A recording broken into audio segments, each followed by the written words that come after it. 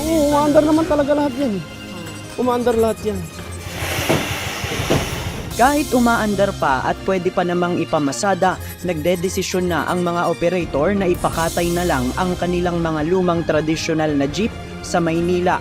Ayon sa may-ari ng junk shop na si Marcos Rivera, aabot ng nasa 40,000 pesos ang isang unit ng jeep na kanilang binibili, depende kung maganda pa ang makina.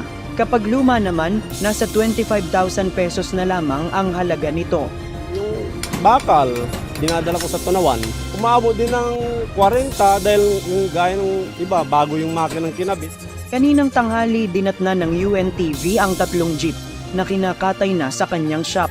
Hindi daw ito umabot sa consolidation, kaya nagdesisyon ang mga operator na ibenta na lang ng 4 kilo ang mga bakal.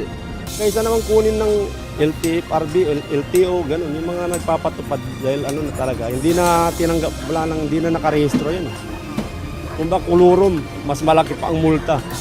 Kulang pa yung jeep nila sa multa. Noong December 2023 deadline ng franchise consolidation, umaabot na din sa 10 jeep ang kanilang kinakatay kada araw. Ang iba dito galing sa iba't ibang lugar sa Metro Manila, gaya ng Camanava area, Pasig at Taguig, at meron ding galing sa mga probinsya. Noong April 30 natapos na ang deadline ng franchise consolidation.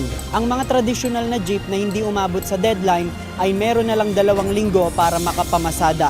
Pagkatapos nito ay ituturing na silang mga kolorum vehicle at pwede nang ma-impound kapag nahuli sa kalsada. Sa isang panayam, sinabi ni Department of Transportation Undersecretary Andy Ortega na bibilhin nila ang mga lumang jeepney na hindi nagpa-consolidate. Plano ng ahensya na bayaran ng mas mataas na halaga ang mga tradisyonal na jeep kumpara sa halaga na pwedeng ibayad ng mga junk shop.